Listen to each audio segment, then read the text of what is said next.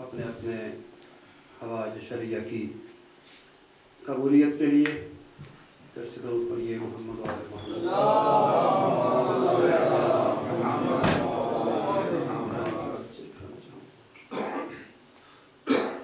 مجالس عزا کی قبولیت کے لیے بلند آواز سے صلوات پڑھیے۔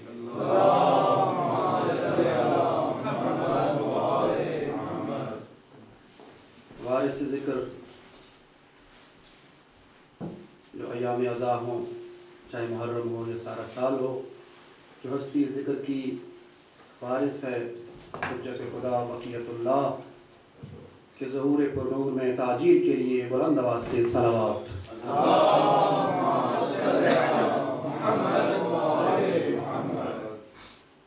اعوذ باللہ السمیع العلیم من الشیطان الرجیم، بسم اللہ الرحمن الرحیم، الحمد للہ الذی لا یبلغ مدحتہ القائلون ولا یحصی نعماءہ العادون ولا یؤدی حقہ المجتہدون، الصلاۃ والسلام علی سیدنا و نبینا و شفیع ذنوبنا و طبیب نفوسنا و سید المرسلین و خاتم النبیین ابی القاسم محمد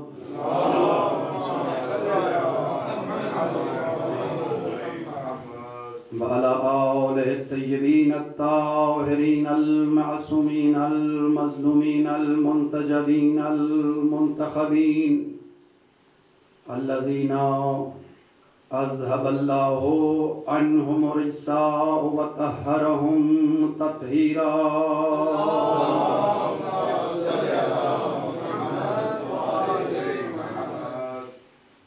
أما بعد، فقد قال الله سبحانه وتعالى في كتابه المجيد، بسم الله الرحمن الرحيم، وَلَقَدْ كَتَبْنَا فِي الزَّبُورِ مِنْ بَعْدِ الذِّكْرِ أَنَّ الْأَرْضَ يَرِثُهَا عِبَادِيَ الصَّالِحُونَ، وَقَالَ رسول الله صلى الله عليه وآله وسلم، من مات ولم يعرف امام زمانه مات میتة جاہلیہ۔ صلوات پڑھ لیجیے محمد۔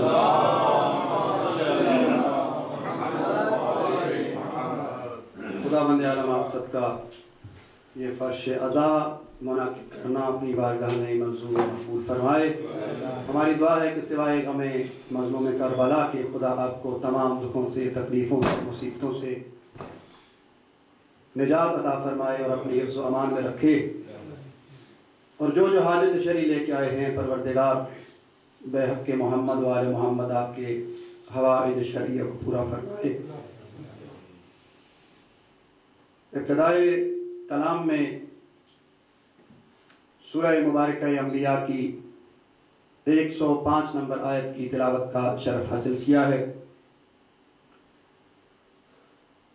جس میں ارشاد پروردگار ہے، وَلَقَدْ كَتَبْنَا فِي الزَّبُورِ مِنْ بَعْدِ الذِّكْرِ أَنَّ الْأَرْضَ يَرِثُهَا عِبَادِيَ الصَّالِحُونَ، کہ ہم نے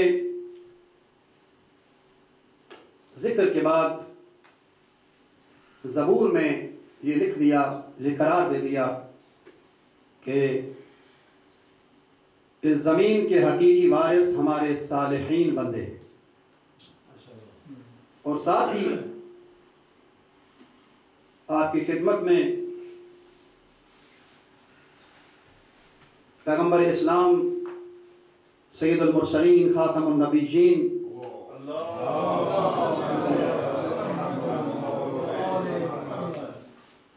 مصداق وما ینطق عن الہوی ان ہوا الا وحی یوحی، حضرت محمد مصطفیٰ صلی اللہ علیہ وسلم کی حدیث مبارک کو بھی میں نے آپ کی خدمت میں عرض کیا تاکہ دنیا کو یہ بتا دیا جائے، دنیا یہ جان لے کہ مذہب حقہ، مذہب شیعہ، اثنا عشریہ، فقہ جعفریہ کی بنیاد یا اللہ کی کتاب قرآن ہے یا اس کے رسول محمد مصطفیٰ کا فرمان ہے۔ رسول خدا کا فرمان من مات ولم یعرف امام زمانہ مات میتۃ جاہلیہ، کہ جو شخص مر جائے، من مات، جو مر گیا، ولم یعرف امام زمانہ، اور موت کے وقت اس کی حالت یہ تھی، لم یعرف امام زمانہ، کہ اس نے اپنے وقت کے امام کو نہ پہچانا ہو، ماتا میتۃ جاہلیہ، اس کی موت جاہلیت کی موت ہے۔ اور عزیزان گرامی، جہالت میں اور جاہلیت میں فرق ہے۔ بعض اوقات اس حدیث کا یہ ترجمہ کر دیا جاتا ہے کہ جو مر جائے اور اپنے وقت کے امام کو نہ پہچان سکے اس کی موت جہالت کی موت ہے۔ نہیں عزیزان گرامی، رسول خدا یہ فرما رہے ہیں کہ جو مر جائے اور اپنے وقت کے امام کی معرفت حاصل نہ کر سکے، اپنے وقت کے امام کو نہ پہچان سکے، وقت کے امام کی معرفت حاصل کیے بغیر اس دنیا سے اٹھ جائے، تو اس کی موت جہالت کی موت نہیں ہے بلکہ زمانہ جاہلیت کی موت ہے۔ اور آپ جانتے ہیں کہ زمانہ جاہلیت اسلام سے قبل کا زمانہ ہے۔ بے عبارت دیگر رسول خدا یہ کہنا چاہتے ہیں کہ جس کسی نے اپنے وقت کے امام کو نہیں پہچانا، وہ چاہے لا الہ الا اللہ پڑھتا ہو، محمد رسول اللہ پڑھ لے، نمازی ہو، حاجی ہو، صحابی ہو، لیکن وقت کے امام کو نہ پہچانے تو اس کی موت ایسے ہی ہے کہ جیسے اس نے اسلام سے قبل کفر پہ موت۔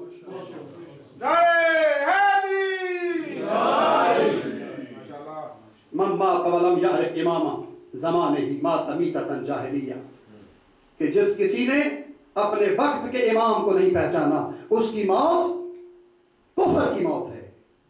بظاہر وہ کلمہ بھی پڑھ لے، لا الہ الا اللہ، خدا کی وحدانیت کا اقرار بھی کر لے، محمد الرسول اللہ بھی کہہ دے، لیکن اگر اپنے وقت کے امام کی معرفت حاصل کیے بغیر مر گیا تو اس کی یہ موت زمانہ جاہلیت کی موت ہے۔ گویا کہ نہ اس نے رسول کو پایا، نہ اس نے توحید کا اقرار کیا، نہ رسالت کا اقرار کیا، نہ اس کو توحید فائدہ پہنچائے گی، نہ اس کو رسالت فائدہ پہنچائے گی، نہ اس کو نماز فائدہ پہنچائے گی، نہ اس کو روزہ فائدہ پہنچائے گا۔ تو عزیزان گرامی، بہت ہی اہم موضوع ہے وقت کے امام کی معرفت، اور اسی لیے بہت زیادہ زور دیا جاتا ہے اس موضوع پر، اور ہمارے ہاں یہ دعائیں بھی موجود ہیں، اور تاکید کے ساتھ کہا گیا ہے کہ ہر نماز کے بعد یہ دعا پڑھی جائے، اللہم عرفنا نفسک، اے پروردگار ہمیں اپنی معرفت عطا کر، فإنک ان لم تعرفنا نفسک لم نعرف نبیک، اے پروردگار اگر تو نے ہمیں اپنی معرفت نہ عطا کی تو ہم تیرے نبی کی معرفت حاصل نہیں کر سکیں گے۔ وَإِن لَمْ تُعَرِّفْنَا رَسُولَكَ نَبِيَّكَ لَمْ نَعْرِفُ حُجَّتَكَ، اے پروردگار اگر تو نے اپنے نبی کی معرفت نہ عطا کی تو ہم تیری حجت کی معرفت سے محروم رہ جائیں گے۔ اللہم عرفنا حجتک، اے پروردگار تو ہمیں اپنی حجت کی معرفت عطا کر۔ فَإِن لَمْ تُعَرِفْنَا حُجَّتَكَ ضَلَلْنَا عَنْ دِينِكَ، اے پروردگار اگر تو نے ہمیں اپنی حجت کی معرفت سے محروم کر دیا تو ہم دین سے گمراہ ہو جائیں گے۔ وعزیزان گرامی، ایک درود پڑھ لیجیے محمد و آل محمد۔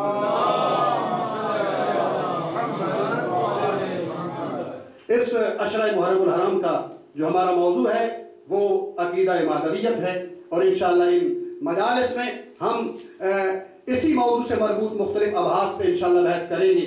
اور سب سے پہلے ہم جہاں سے شروع کرنا چاہتے ہیں وہ یہ ہے کہ عقیدہ مہدویت کیا ہے۔ کیا یہ عقیدہ صرف اور صرف شیعوں کے ہاں ہے؟ پوری توجہ سے، کیا یہ عقیدہ صرف ہمارے ہاں امامیہ کے ہاں موجود ہے؟ فقہ جعفریہ والے صرف امام غائب پہ ایمان رکھتے ہیں یا نہیں؟ اسلام کے کچھ اور مذاہب بھی فرقے بھی اس عقیدے میں ہمارے ساتھ شریک ہیں. ایک یہ بحث ہے. یا پھر اس سے بڑھ کر اگر ہم بحث کے دائرے کو اور وسیع کریں تو یہ سوال پیدا ہوتا ہے کہ کیا اسلام کے علاوہ کوئی اور آسمانی اور غیر آسمانی مذاہب بھی ہیں یا ادیان بھی ہیں کہ جو اس عقیدے کو فالو کرتے ہیں, جن کے ہاں یہ عقیدہ موجود ہے. تو عزیزان گرامی, کچھ آسمانی مذاہب ہیں اور کچھ غیر آسمانی ہیں. یعنی آسمانی مذاہب سے مراد وہ مذاہب ہیں کہ جن کے پاس کوئی نہ کوئی کتاب موجود ہے, کسی پیغمبر کو, کسی رسول کو, کسی نبی کو وہ فالو کرتے ہیں. کسی نبی کو انہوں نے مانا ہے, کوئی کتاب ہے, کوئی قانون الہی ان کے پاس موجود ہے. یہ اور بات ہے کہ انہوں نے اس میں تحریف کر دی. اس جو شریعت وہ نبی خدا کی طرف سے لے کر آئے تھے, اس شریعت کو انہوں نے تحریف کی, تبدیلی کر دی. اگر نبی نے کہا تھا شراب پینا حرام ہے, انہوں نے حلال قرار دے دیا. تو عزیزان گرامی, کچھ مذاہب آسمانی مذاہب ہیں اور کچھ مذاہب ایسے ہیں کہ جو آسمانی مذاہب نہیں ہیں, بلکہ انہوں نے یہیں پر اس دنیا پر کسی چیز سے متاثر ہو کر اس کو اپنا خدا مان لیا. کوئی آگ سے متاثر ہوا, آگ کو خدا کہا. کوئی سورج کو دیکھا, کہا یہ میرا خدا ہے. کسی نے چاند کو دیکھا, کہا یہ میرا خدا ہے. کچھ ایسے مذاہب ہیں کہ جو آسمانی مذاہب نہیں ہیں, جو کسی نبی پہ ایمان نہیں رکھتے, ان کے پاس کوئی کتاب نہیں ہے. لیکن ہماری بحث یہ ہے کہ یہ عقیدہ وحدویت کیا ایسے مذاہب کے ہاں, کیا ایسے ادیان کے ہاں بھی موجود ہے یا نہیں. تو عزیزان گرامی, آپ جائیے, ماشاءاللہ پڑھے لکھے حضرات تشریف فرما ہے کہ آپ جا کے یہ ریسرچ کر لیجئے اور اس بات کو آپ کسی غیر آسمانی مذہب کے پیروکاروں سے پوچھ لیجئے کہ کیا آپ کے ہاں کوئی اس طرح کا عقیدہ پایا جاتا ہے یا نہیں کہ آخری زمانے میں ایک ایسا مصلح عالم, ایک ایسا منجی آئے گا کہ جو انسانیت کو ظلم سے نجات دلائے گا. وہ انسانیت کہ جو ظلم میں گھر چکی ہوگی, ظلم ہی ظلم ہوگا, ہر دنیا کا انسان پریشان ہوگا, کسی کے پاس اس انسان کے دردوں کا کوئی مداوا نہیں ہوگا. تو ان کے ہاں بھی یہ عقیدہ موجود ہے. لیکن یہ اور بات ہے کہ انہوں نے اس کو نام کوئی اور دیا, کہا ہاں ایک منجی, نجات دینے والا, ایک مصلح عالم, اس پورے عالم, اس پورے جہان کی اصلاح کرنے والا اس دنیا میں آئے گا, جس نے انسانیت کو, اس دکھی انسانیت کو, اس مظلوم انسانیت کو نجات دلانی ہے اور اس ظلم سے بھری ہوئی زمین کو عدل اور انصاف سے بھرنا ہے, عدل اور انصاف سے پر کرنا ہے. اور اسی طرح جو آسمانی مذاہب ہیں, جن میں ہمارے پاس جو واضح اور زیادہ عیاں مذاہب ہیں وہ نصرانی ہیں یا یہودی ہیں, اگر ان سے بھی آپ پوچھیں تو ان کے ہاں بھی یہ عقیدہ موجود ہے. یہ بھی کہتے ہیں, یہودیوں کے ہاں یہ عقیدہ موجود ہے کہ کسی نہ کسی شخصیت نے, کسی نہ کسی نے آنا ہے کہ جس نے آ کر اس دنیا پر انصاف اور عدل کو قائم کرنا ہے, انسانیت کو ظلم و جور سے نجات دلانی ہے. اسی طرح سے عیسائیوں کے ہاں عقیدہ موجود ہے کہ حضرت عیسیٰ آئیں گے, آ کر اس دنیا پہ حکومت کریں گے اور اس دنیا کو, انسانیت کو ظلم و جور سے نجات دیں گے. تو پتہ چلا کہ یہ عقیدہ صرف اسلام کی حد تک نہیں ہے, بلکہ دیگر مذاہب میں بھی یہ عقیدہ پایا جاتا ہے. یہ اور بات ہے کہ جسے وہ منجی, نجات دہندہ یا مصلح کہہ کے پکارتے ہیں, ان کے ہاں اس کا نام عیسیٰ ہو, مسیح موعود ہو یا کوئی اور نام ہو, لیکن ہمارے ہاں اس کا نام محمد مہدی ہے. درود پڑھ لیجیے محمد و آل محمد.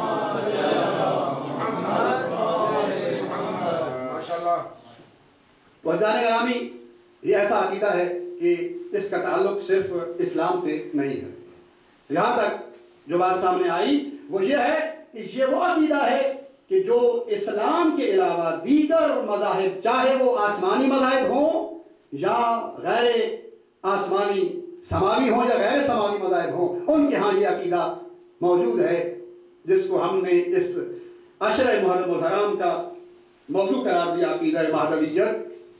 تو ابھی چونکہ ہماری جو گفتگو ہے وہ ہے اسلام میں اس عقیدے کا کیا اصل ہے، کیا بنیاد ہے، کہاں سے یہ عقیدہ شروع ہوا، ہم نے یہ عقیدہ کہاں سے لیا، اور یہ جو ہمارا انشاءاللہ عشرہ محرم الحرام ہوگا اس پر ہم یہی گفتگو کریں گے، کیونکہ جس طریقے سے پیغمبر اسلام کی حدیث کو ہم نے بیان کیا جس میں رسول خدا یہ کہہ رہے ہیں کہ جس کسی نے اپنے وقت کے امام کو نہیں پہچانا اس نے یعنی گویا کہ اس کی موت جاہلیت کی موت ہے۔ تو عزیزان گرامی، ہم پہ واجب ہے، ہم پہ یہ ضروری ہے کہ ہم اس بات کو بھی جانتے ہوں کہ یہ عقیدہ ہم نے کہاں سے لیا، اسلام کے اندر یہ عقیدہ کہاں سے آیا، کیا اس کی اصل قرآن میں موجود ہے یا نہیں، کیا رسول خدا نے اس کے بارے میں کچھ فرمایا یا نہیں، پھر اس مہدی جس کو ہم اپنا امام مانتے ہیں ان کی صفات کیا ہیں، ان کی غیبت کیسے ہے، یہ اس طرح سے ملتے جلتے موضوعات کو انشاءاللہ ہم لے کر آگے بڑھیں گے۔ تو عزیزان گرامی، اسلام کے اندر، دین اسلام کے اندر جو یہ عقیدہ ہے، اور آپ یہ بھی جانتے ہیں کہ جو بھی ہم عقیدہ بنائیں گے وہ ہم کہاں سے لیں گے کہ مسلمان ہوتے ہوئے جو بھی ہم نے عقیدہ بنانا ہے اس کو ہم نے کہاں سے لینا ہے؟ کیا ہر شخص کی اپنی مرضی کی بات ہے کہ جو جی میں چاہے، جو دل کرے اس کو مان لے، اور جو اس کو اچھا نہ لگے اس کو نہ مانے؟ عقیدہ یہی ہے نا، یعنی آپ ایک چیز کو اپنے ایمان کا حصہ بناتے ہیں، ایک چیز کو مانتے ہیں دوسری کو نہیں مانتے، ایک چیز کو اپناتے ہیں دوسری کو چھوڑ دیتے ہیں، یہ عقیدہ ہے۔ تو کیا اسلام کے اندر عقائد بنانے کا بھی کوئی معیار و میزان ہے یا نہیں، یا پھر یوں ہے کہ جو شخص جیسے چاہے جہاں سے چاہے، پوری توجہ، جیسے چاہے جہاں سے چاہے جو چاہے عقیدہ بنا لے، یا نہیں، بلکہ اسلام میں اپنے عقیدے کے لیے بھی کوئی معیار و میزان مقرر ہے؟ تو عزیزان گرامی، اسلام میں جس طرح سے ہمارے پاس فقہی مسائل کو حاصل کرنے کے لیے کچھ مصادر و مبانی موجود ہیں، اور میں یہ بھی عرض کرتا چلوں گا کہ فقہی مسائل کو حاصل کرنے کے لیے، فقہی مسائل کو جاننے کے لیے 4 مصادر بہت اہم ہیں، خصوصاً ہمارے فقہ جعفریہ کے اندر۔ ان میں پہلی جو بنیادی اصل ہے اور بنیادی جو مصدر ہے وہ ہے اللہ کی کتاب قرآن۔ یعنی کوئی بھی فقہ جعفریہ کا مسئلہ اس وقت تک فقہ جعفریہ کا مسئلہ نہیں بن سکتا کہ جب تک ہم اس کو قرآن سے نہ دیکھ لیں۔ پہلی اصل، پہلی بنیاد اللہ کی کتاب قرآن ہے، اس کے بعد سنت ہے، اور سنت سے جو مراد ہے وہ کیا ہے؟ برادران اہل سنت میں اور ہمارے ہاں جو سنت سے مراد ہے اس میں کچھ فرق ہے۔ قرآن میں دونوں ایک ہی ان کے پاس یعنی معیار ہے کہ اللہ کی کتاب قرآن، یہ اور بات ہے کسی نے قرآن کی کس آیت کا کوئی اور ترجمہ کیا، کسی نے کیا کیا، کسی نے قرآن کی آیت سے کیا مراد لی اور کسی نے کیا مراد لی۔ یہ فقہ کی بات ہو رہی ہے، توجہ رہے اس بات پہ کہ فقہ کے اندر آپ جانتے ہیں نا کہ 5 بڑے مذاہب موجود ہیں مسلمانوں کے، فقہ جعفریہ، فقہ حنفیہ، فقہ مالکیہ، فقہ حنبلیہ، فقہ شافعیہ، یہ 5 بڑی فقہ ہیں، اور ہر ایک کس کو فالو کرنا چاہتا ہے؟ رسول خدا کو فالو کرنا چاہتا ہے۔ ہر ایک کی اپنی اپنی فقہ موجود ہے، اختلاف بھی موجود ہے۔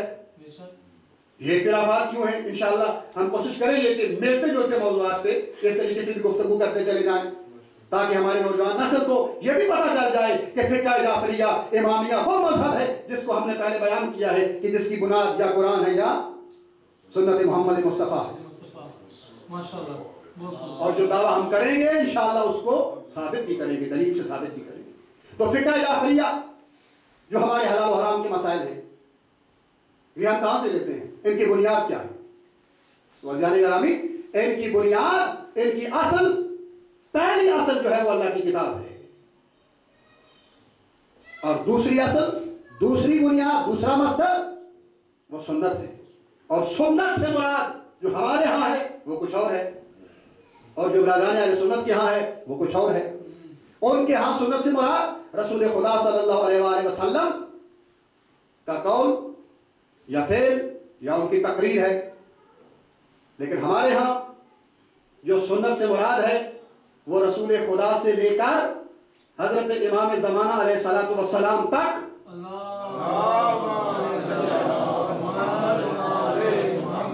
تمام ائمہ کا قول، رسول خدا کے قول سمیت، قول یعنی جو رسول خدا نے کہا، جو ائمہ نے کہا، فعل یعنی جو انہوں نے کوئی کام انجام دیا، اور تقریر سے مراد یہ ہے کہ رسول خدا کے سامنے یا ائمہ علیہ السلام کے سامنے لوگ کوئی کام کرتے رہے ہوں اور اللہ کے نبی نے یا ائمہ علیہ السلام نے اس فعل سے ان کو منع نہیں کیا، اختیار رکھتے ہوئے.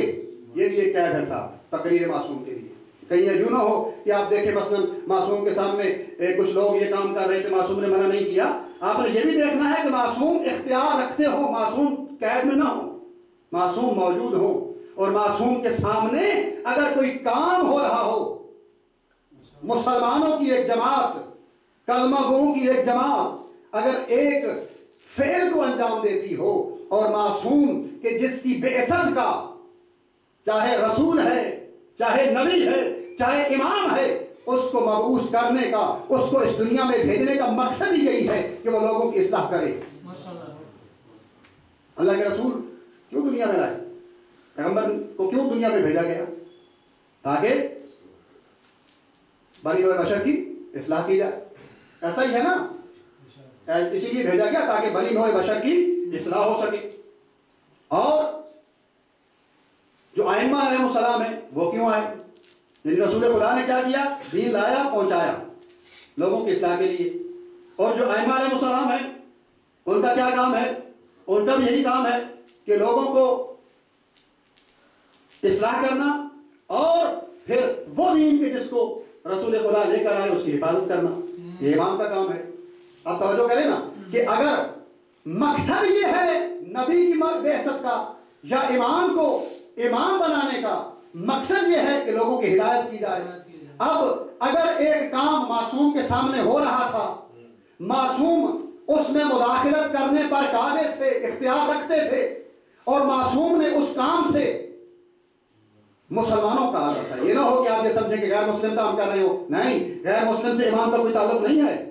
اگر مسلمانوں کی جماعت ایک فعل کو انجام دے رہی ہو اور امام باوجود اس کے کہ وہاں مداخلت کر سکتے ہوں، اور وہ کام اگر شریعت کے منافی ہو، تو معصوم وہاں پہ اختیار ہے. امام قید میں بھی نہیں ہے، امام تقیہ میں بھی نہیں ہے، اور امام علیہ الصلوۃ والسلام نے باوجود اختیار رکھتے ہوئے اس کام سے نہیں روکا. تو یہ دلیل ہے اس بات پر کہ یہ کام شریعت اسلامیہ میں جائز ہے. یہ تقریر معصوم ہوتی ہے. سنت سے یہ تین چیزیں مراد ہیں: قول معصوم، فعل معصوم یا تقریر معصوم. تو پہلا مصدر ہمارے پاس جو احکام حلال و حرام کو لینے کا ہے، اور جو مجتہد ایک فقیہ جب کوئی فتویٰ دیتا ہے تو جن مصادر کی طرف وہ رجوع کرتا ہے، اور میں پہلا مصدر قرآن مجید ہے، اور دوسرا مصدر اللہ کی کتاب، اور دوسرا مصدر سنت ہے. اور سنت سے جو مراد ہمارے ہاں وہ ہم نے آپ کو بتلا دیا. اسی لیے رسول خدا نے فرمایا نا، انی تارک فیکم الثقلین، کتاب اللہ ہے و اطاعت اہل بیتی ما ان تمسکتم بہما لن تضلوا ابدا بعدی، کہ میں تمہارے درمیان ایک اللہ کی کتاب چھوڑے جا رہا ہوں اور دوسری اپنی اہل بیت اور اطاعت چھوڑے جا رہا ہوں. یاد رکھو کہ جب تم ان دونوں سے متمسک رہو گے تو میں رسول، میں اللہ کا نبی یہ گارنٹی دیتا ہوں کہ تم کبھی گمراہ نہیں ہو. درود بھیجیے محمد و آل محمد.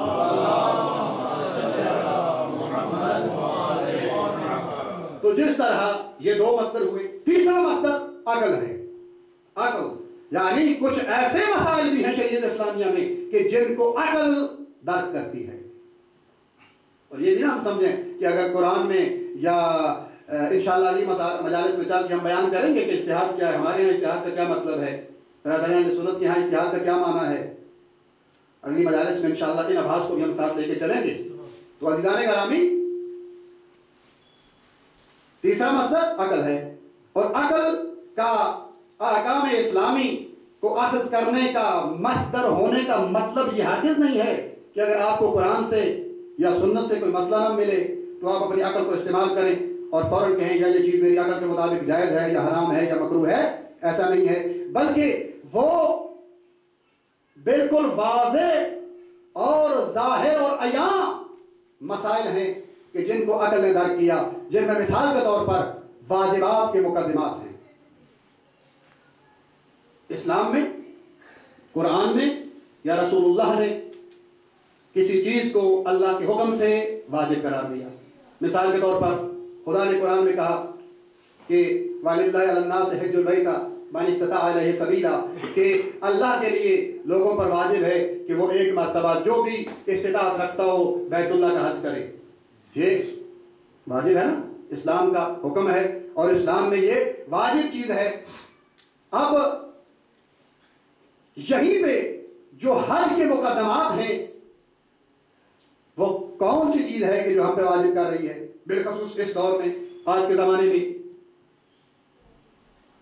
آج بھی اگر میں آپ سے سوال کروں کہ حج کے لیے ویزا لینا واجب ہے یا نہیں، تو یقیناً آپ کہیں حج کے لیے ویزا لینا واجب ہے. حج کے لیے جانے کے لیے، مینا میں پہنچنے کے لیے یہاں سے ویزا چاہیے یا نہیں؟ یہ کس نے واجب کیا آپ پہ؟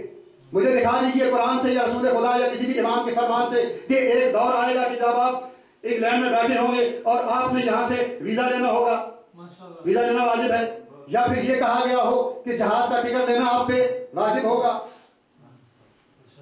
یا پھر یہ کہا گیا ہو کہ اتنا عرصہ پہلے آپ نے حج کے لیے اپنے پیپر جمع کروانے ہیں. یا پھر یہ کہا گیا ہو آپ کے لیے پاسپورٹ ضروری ہے. یا پھر یہ کہا گیا ہو، اس وقت تو بھائی سرحدیں تھیں ہی نہیں، نہ شناختی کارڈ تھے نہ پاسپورٹ تھے. لیکن یہ چیزیں کون واجب کر رہا ہے ہم پہ؟ آپ پہ حج واجب ہو گیا. آپ مستقی ہو گئے، آپ پہ حج واجب ہو گیا. اب حج کہاں جا کے آپ نے کرنا ہے؟ مینا میں، مکے میں طواف آپ نے وہاں کرنا ہے. عرفات میں جائیں گے نہیں، حج نہیں ہو سکے گا، واجب ہو گیا ہے. لیکن جتنے بھی وہاں پہنچنے کے لیے مقدمات ہیں، یہ نہ قرآن نے کہے نہ محمد و آل محمد کے کسی فرمان سے ہمیں ملتے ہیں، بلکہ اس کو کہتے ہیں مقدمات الواجب، یعنی جو واجب ہے وہ حج ہے. اور جو مقدمہ اس کے لیے ہے، جو چیز یعنی حج کا ہونا جس چیز پر موقوف ہے، اس کو ہماری عقل واجب کر رہی ہے. اور اسی لیے عقل کو رسول باطنی کہا گیا. کہا کہ عقل جو ہے وہ ایک باطنی رسول ہے. رسول یعنی ایک پیغام رسان، پیغام پہنچانے والا. رسول ظاہری جو خدا نے بھیجی، اور عقل رسول باطنی ہے. اور اگر عقل نہ ہوتی، عقل ہی وہ بنیاد ہے کہ جس کی وجہ سے ہم نے رسول خدا کو رسول مانا، جس کی وجہ سے ہم نے خدا کو خدا مانا. بلکہ اگر توحید پہ بحث کی جائے، بات دوسری طرف نہ نکل جائے، اگر ہم عقل نہ ہوتی تو خدا کو خدا کیسے مانتے؟ قرآن نے بھی یہی دلیل دی، افلا تعقلون، کیا تم عقل سے کام نہیں لیتے؟ کیا تم تدبر نہیں کرتے؟ کیا زمین و آسمان میں تمہیں ہماری نشانیاں نظر نہیں آتی؟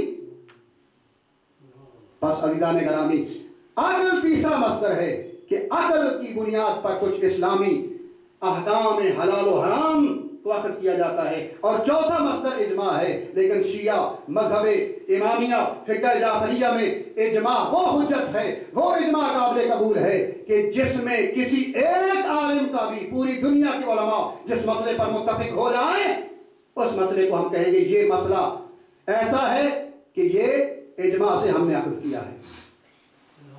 اور ساتھ یہ بھی شرط ہے کہ ان تمام علماء میں ایک معصوم بھی ہونا چاہیے. ایک معصوم بھی ہونا چاہیے. اور یہ بھی ہمیں عقل کہہ رہی ہے نا. کیسے کہ مثلا 1 لاکھ شیعہ علماء ہیں پوری دنیا میں، 2 لاکھ ہیں، اور کوئی بھی اس مسئلے کی مخالفت نہیں کر رہا. اب یہاں پہ اگر یہ مسئلہ، اور یہی غیبت امام زمانہ کا فائدہ بھی ہے، یہ بھی نقطہ آپ کی نظر کرتا چلوں کہ غیبت امام زمانہ کا ایک یہ بھی ہے، فائدہ ہے اور مقصد ہے اور فلسفہ ہے کہ اگر تمام علماء ایک مسئلے پہ متفق ہو گئے اور وہ مسئلہ اسلام کی شریعت کے مطابق نہیں، تو امام زمانہ پہ پردہ غیبت میں رہتے ہوئے واجب ہے کہ امام مداخلت کریں اور 1 یا 2 کو یہ الہام کر دیں जो तमाम उलमा की मुखालफत करें ताकि ये मसला शरीयत इस्लामिया का मसला न बन जाए, इस पे इजमा न कायम हो जाए। इमाम अलैहिस्सलाम की गैबत का एक मकसद, एक फलसफा गैबत का ये भी है कि ये मैंने कहा ना, इजमा वो हुज्जत है कि जिसमें एक मासूम मौजूद हो। तो जब तमाम उलमा एक मसले पर मुत्तफिक हो गए तो पता चला कि इनमें एक इमाम, एक मासूम हस्ती पर्दा गैबत में भी मौजूद है। तो ये 5-4 मसले हमने जिक्र किए, किसमें? फिक्र की दुनिया में। इसी तरह से अज़ीज़ान गिरामी, क्योंकि हमारी बहस जो है वो अकायद से है, अकीदा-ए महदवियत। हमने फिकी मसाइल को जिक्र नहीं करना यहाँ पे, हमने अकीदा-ए महदवियत को बयान करना है। इसलिए आज की इस तमहीदी मजलिस में हम ये बताना चाहते हैं कि जिस तरह हमारे यहाँ फिक्र की दुनिया में 5 मज़ाहिब हैं, इसी तरह हमारे यहाँ अकायद की दुनिया में भी मुसलमानों के यहाँ कुछ मज़ाहिब मौजूद हैं। ये जो हम फिक्र जाफरिया कहते हैं ना, इससे मुराद हमारी फिक्र की दुनिया है, हलाल और हराम की दुनिया है। और जब हम अपने आप को इमामिया कहते हैं तो वहां पर मुराद हमारे अकायद है। और अकायद में इल्मुल कलाम की कुतब में जब भी आप देखेंगे वहां पे ये नहीं लिखा हुआ मिलेगा कि फलां आलिम दीन जो फिक्र जाफरिया से ताल्लुक रखता है उसने ये कहा, बल्कि यूं मिलेगा कि इमामिया का ये कौल है। बिल्कुल बरअक्स बात है अज़ीज़ान गिरामी। अगर आप फिक्र की किताबों में देखेंगे तो वहां पे ये नहीं मिलेगा कि ये कौल इमामिया का कौल है, बल्कि कहेंगे ये जाफरिया का कौल है। और अगर आप इल्मुल कलाम की किताबों में देखेंगे, अकायद से मजबूत किताबों में देखेंगे तो वहां पे ये नहीं मिलेगा कि ये कौल जाफरिया का कौल है, बल्कि वहां पर मिलेगा ये कौल इमामिया का कौल है। इमामिया, मजहब इमामिया और अदलिया भी हमें कहा जाता है। ये तमहीदन में इसलिए बता रहा हूं क्योंकि यही वो मुकद्दमाती गुफ्तगू है, यही वो तमहीदी गुफ्तगू है कि जिसपे हमारी आइंदा वाली अभ्यास का, आइंदा वाली गुफ्तगू का दारो मदार है। तो अदलिया भी कहा जाता है और इमामिया भी कहा जाता है। इमामिया क्यों कहा जाता है? क्योंकि हम पैगंबर इस्लाम के बाद इमामत के कायल हैं। इमामत 12 इमामों के। इमामिया इस्ना अशरिया भी कहा जाता है। इमामिया इस्ना अशरिया इसलिए कहा जाता है ताकि वो लोग जो 6 इमामों के कायल हैं, 7 इमामों के कायल हैं, और उनसे हम जुदा हो जाएं। और अदलिया इसलिए कहा जाता है, अगर अदलिया कहा जाए तो वहां पर इमामिया भी मुराद हैं और एक और मुसलमानों का फिरका जिसको मुअतज़िला कहा जाता है, जो इब्न अबी हदीद मुअतज़िली है, उसका मजहब भी अदलिया है। पहले मैं ये बता दूं, एक इमामिया है, मुअतज़िली है और अशाइरा है। 3 बड़े मज़ाहिब हैं, और भी मज़ाहिब मौजूद हैं अकायद की दुनिया में, लेकिन मुसलमानों में 3 बड़े मज़हब, 3 बड़े मसलक अकायद की दुनिया में मौजूद हैं। पहला इमामिया, मुअतज़िला और अशाइरा। हर एक का तौहीद के बारे में, नबुव्वत के बारे में, इमामत के बारे में, खुदा की सिफात के बारे में अपना अपना अकीदा मौजूद है। लेकिन इमामिया को और मुअतज़िला को अदलिया भी कहा जाता है।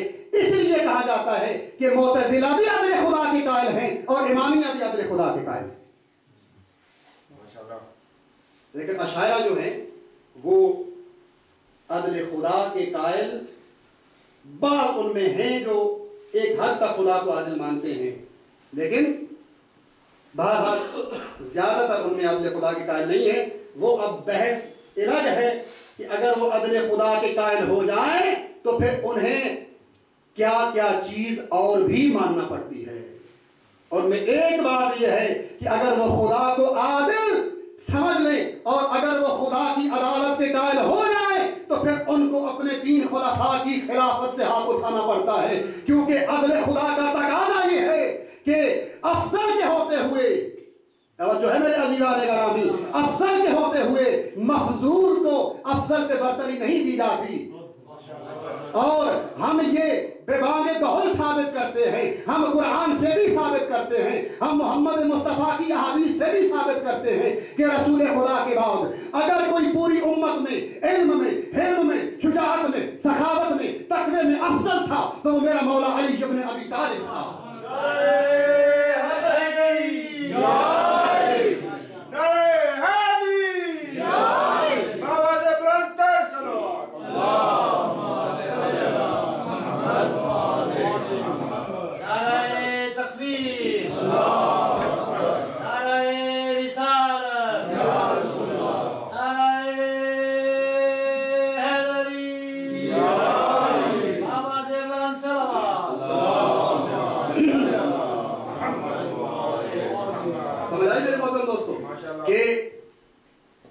معتزلہ اور امامیہ عدل خدا کے قائل ہیں، اور اشاعرہ جتنے ہیں وہ اکثر سنی مذہب والے، اس وقت جتنے بھی سنی موجود ہیں وہ اشاعرہ مذہب کے یعنی عقیدے میں وہ اشاعرہ کو، یہ کون تھے؟ ابو الحسن اشعری، ابو الحسن اشعری ہیں، ایک گروپ پڑھ لیجیے محمد والے محمد۔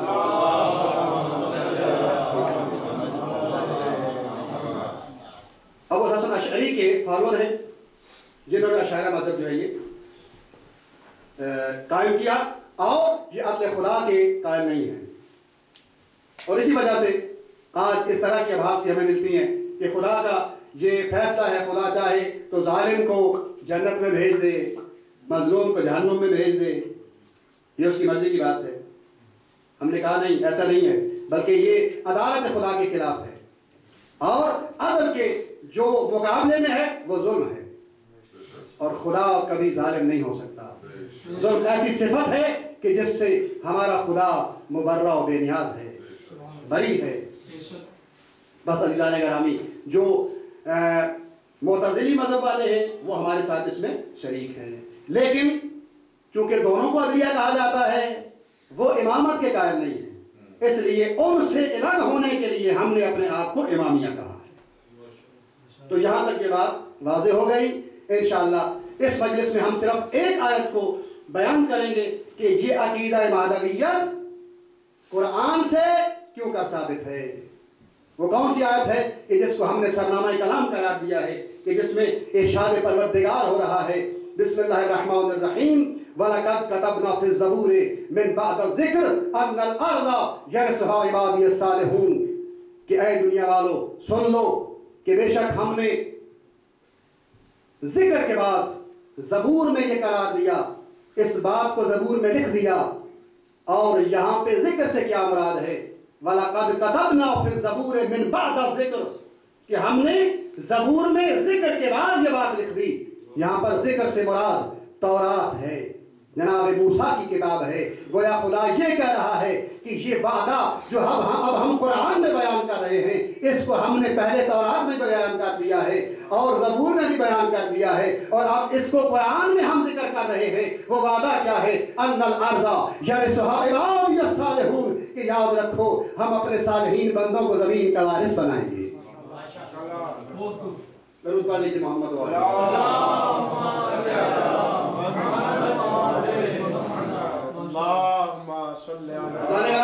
اس آیہ مبارکہ میں ایک لام ہے اور ایک قد ہے، جس کا معنی ہوتا ہے بتحقیق، یعنی بتحقیق ہم نے تورات میں بھی زبور میں بھی اس بات کو لکھ دیا تھا، اور آج قرآن میں بھی ہم یہ اعلان کر رہے ہیں کہ اس زمین کے وارث ظالم نہیں بلکہ ہمارے صالحین بندے ہیں۔ ہم صالحین کو اس زمین کا وارث بنائیں گے۔ وہ آپ دیکھتے ہیں کہ ابھی تک جو اس زمین کی وراثت ہے وہ کس کے پاس ہے؟ اس وقت تک اس زمین پر کس کا قبضہ ہے؟ اور یہاں پر الارض ہے، الارض، اور الف لام میں استغراق ہے یہاں پہ، اور مراد یہ نہیں ہے کہ زمین کا کوئی ایک حصہ ہوگا کہ جہاں پہ ہم اپنے اب صالحین بندوں کو اس کا وارث بنائیں گے، بلکہ یہاں پہ الف لام داخل کر کے یہ سمجھا دیا خداوند عالم کی ذات نے کہ یہاں پر ارض سے مراد مشرق سے لے کر مغرب تک، شمال سے لے کر جنوب تک تمام روئے زمین ہے، اور ہم اپنے صالحین کو، صالح بندوں کو اس زمین کا وارث بنائیں گے کہ جن کی حکومت مشرق سے لے کر مغرب تک ہوگی، شمال سے لے کر جنوب تک ہوگی۔ لیکن سوال یہ پیدا ہوتا ہے عزیزان گرامی یہاں پہ کہ اب تک جب سے خدا بند عالم نے اس زمین کو بنایا، کیا اب تک صالحین کی حکومت قائم ہوئی یا نہیں؟ اس کے برعکس زیادہ تر جو حکومتیں رہیں، اب بھی جو حکومتیں ہیں وہ کس کی ہیں؟ صالحین کے پاس ہے زمین کی وراثت۔ اب کیا صالحین زمین کے وارث ہیں؟ نہیں، جبکہ خدا کیا کہہ رہا ہے؟ کہا کہ ہم نے اس زمین کو صالحین کے سپرد کر رہے ہیں، صالحین کی حکومت ہوگی اس زمین پر۔ لیکن اب تک تو صالحین کی حکومت نہیں ہو سکی۔ رسول اللہ سے لے کر آپ دیکھ لیں، اب تک دیکھ لیں، رسول خدا کی حکومت کہاں تک تھی؟ کیا پوری زمین پر تھی؟ نہیں۔ اس سے پہلے کہ انبیاء علیہ السلام کی حکومتیں سوائے بعض کے، جناب سلیمان کے یا جناب ذوالقرنین کے، ان کی حکومتیں تھیں، لیکن پھر بھی خدا کا جو وعدہ ہے وہ یہ ہے کہ صالحین کو ہم اس زمین کا وارث بنا دیں گے۔ یعنی وہ وقت آئے گا کہ اس وقت اس زمین پر، پورے روئے زمین پر سوائے صالحین کے کسی اور کی حکومت نہیں ہوگی۔ عزیزان گرامی، یہ جو آیت ہے یہ اشارہ کرتی ہے اسی عقیدہ مہدویت کی طرف۔ ہم نے کہا نا کہ سب سے پہلے ہم نے اللہ کی کتاب قرآن سے دیکھنا ہے۔ اور یہ جو تمہیدی گفتگو میں نے کی تھی کہ جس طریقے سے فقہ کی دنیا میں حلال و حرام کو قرآن سے لیا جاتا ہے، اسی طرح سے عقائد بھی قرآن سے ہی لیے جاتے ہیں۔ میں نے کہا تھا نا، میں نے عرض کی تھی نا کہ کیا عقائد کو لینے کے لیے ہمارے پاس کوئی معیار موجود ہے یا نہیں؟ اپنی مرضی سے ہم عقیدہ بنا لیں؟ نہیں، بلکہ ہم نے عقیدہ بھی بنانا ہے یا عقیدہ بھی لینا ہے تو یا قرآن سے لینا ہے یا محمد و آل محمد کے فرمان سے لینا ہے۔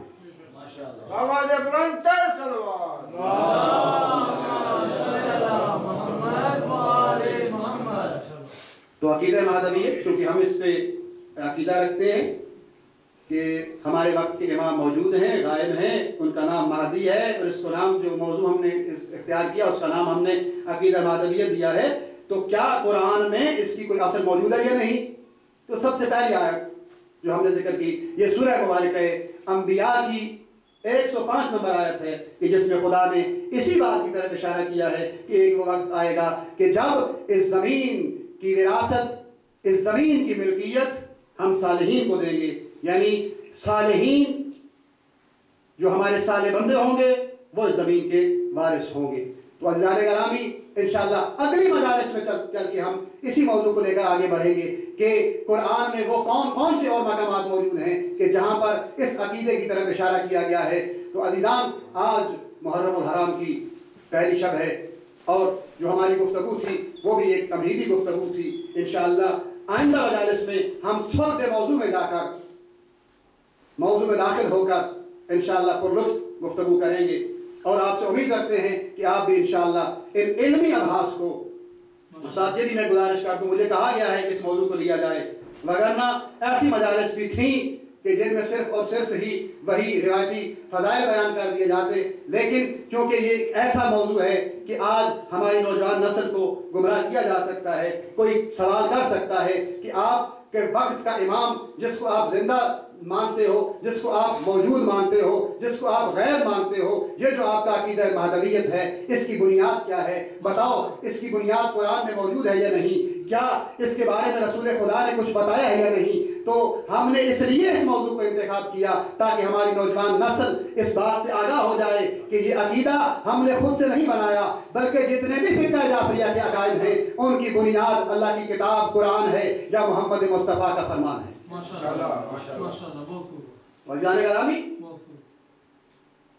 یہ جو ہمارا امام جن کو منتقم بھی کہا جاتا ہے، انتقام لینے والا، ہمارے سلام ہو، اس بقیت اللہ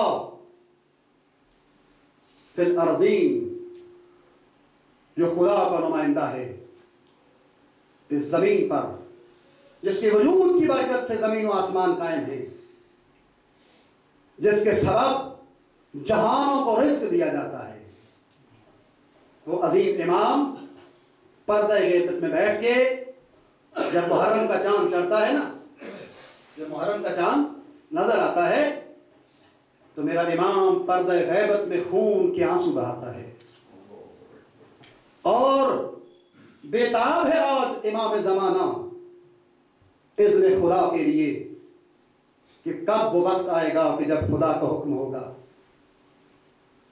اور مجھے یہ اذن دیا جائے گا اور میں ان سے انتقام لوں گا کہ جنہوں نے میرے جد حسین سے مدینہ چھڑایا۔ بس عزاداروں نے سیرت الشہداء، آج محرم الحرام کی پہلی شب ہے، خدا آپ کو سوائے غم مظلوم کربلا کے کسی اور غم میں نہ بلائے۔ امام حسین علیہ السلام کو مدینہ چھوڑنے پر مجبور کر دیا گیا۔ بس دو جملے مصائب کے، میرے مظلوم امام کو مدینہ چھوڑنے پر مجبور کر دیا گیا۔ وطن چھوڑنا بڑا مشکل کام ہوتا ہے، وطن چھوڑنا بڑا ہی مشکل کام ہے عزاداران سید الشہداء، لیکن امام کو مجبور کیا گیا اور امام علیہ السلام کو ولید کے دربار میں بلایا جاتا ہے اور کہا جاتا ہے کہ حسین یزید کی بیعت کر لو، اے حسین یزید کو اپنا حکمران تسلیم کر لو۔ لیکن میرے امام نے اس دربار ولید میں یزید کے خلاف علم جہاد بلند کرنے کا اعلان فرمایا اور کہا نحن اہل بیت النبوہ و معدن الرسالہ و مختلف الملائکہ، کہ ہم اہل بیت نبی ہیں اور رسالت کی کام ہے، ہمارے گھر وہ ہیں جہاں پہ ملائکہ کا نزول ہوتا ہے۔ پہلے اپنا تعارف کرا رہے ہیں اور اس کے بعد یزید کا تعارف کرایا، کہا وہ فاسق ہے، فاجر ہے، شارب الخمر ہے، وہ علی الاعلام نماز کو ترک کرنے والا ہے، فسق کا ارتکاب کرتا ہے، شراب پیتا ہے، قاتل نفس محترمہ ہے، یعنی ان نفوس کو، ان جانوں کو قتل کرتا ہے کہ جن کو خدا نے جن کے قتل کو حرام قرار دیا ہے۔ فرمایا مثلی لا یبایع مثلا، کہ مجھ جیسا حسین اس جیسے یزید کی بیعت نہیں کر سکتا۔ جس کا بھی حسینی کردار ہوگا یزیدی کردار کے سامنے کبھی نہیں جھکے گا۔ بس عزادارو، میرے امام سے مدینہ چھڑوایا گیا۔ میرے امام کا یہ کہنا تھا کہ اب حسین مدینے میں رہنے کے قابل نہیں رہے۔ ایک مرتبہ میرے مولا اپنے نانا رسول خدا کے مزار پہ آئے اور کہا نانا حسین آپ کا شہر